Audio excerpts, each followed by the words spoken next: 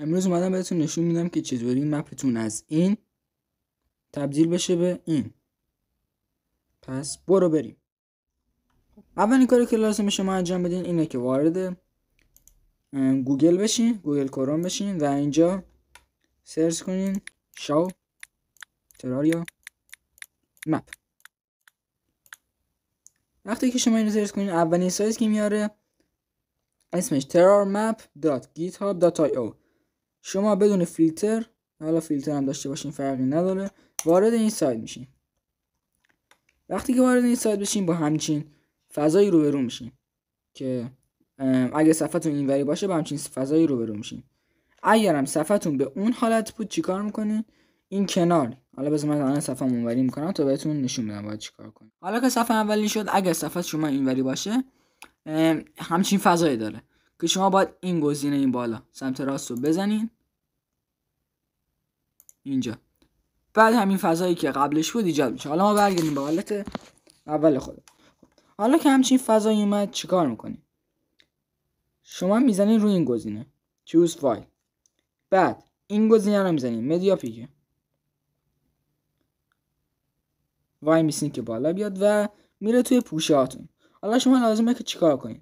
قبل اینکه اینجا بخواین کار کنین باید اول برگردین وارد یک برنامه مدیریت فایل، حالا زدارشیور فایل یا این فایلز که خیلی خوبه، وارد کدوم از اینا میشین، میرین تو پوشه اندروید.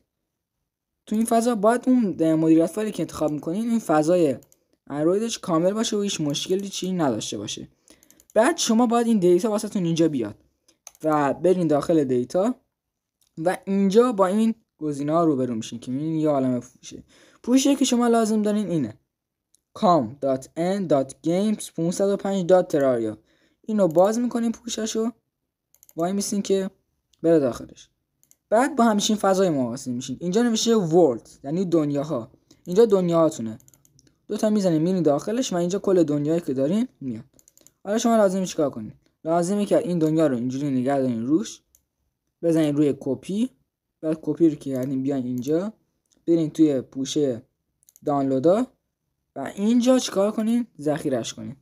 بعد که اینجا ذخیره کردین حالا برمیگردین به همینجا. حالا میان اینجا میبینین که به اینجا اضافه شده. میان این بخشو میزنین، از این بخش وارد بخش دانلودا میشین. پوشه‌ای که اینجا اون دنیایی که اینجا بوده رو پیداش میکنین که الان پیدا میکنم بهتون نشون میدم. پوشه من این گزینه، اینو میزنم روش، انتخابش میکنم. اینجا باید اسم دنیاتون بیاد.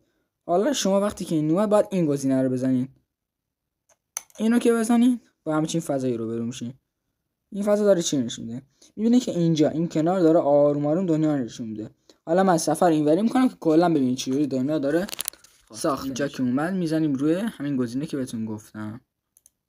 یعنی که بزنیم اینجا دنیاتون رو داره از 0 تا 100 میسازه. حالا ما وای میسیم که این دنیا رو کامل کنه و چیزایی که داخل دنیا مونه رو بهمون نشون بده. تا من ویدیو رو قطع میکنم میبینمتون. خب مپ من تا اون حدی که لازم داشتم ساخته شد. حالا من که حالا دیدم که ساخته شد، من این مپ حالا میخوام مثلا اینجا رو داشته باشم، چیکار میکنم؟ روی زوم میکنم تو این حالت باید که کامل ببینمش،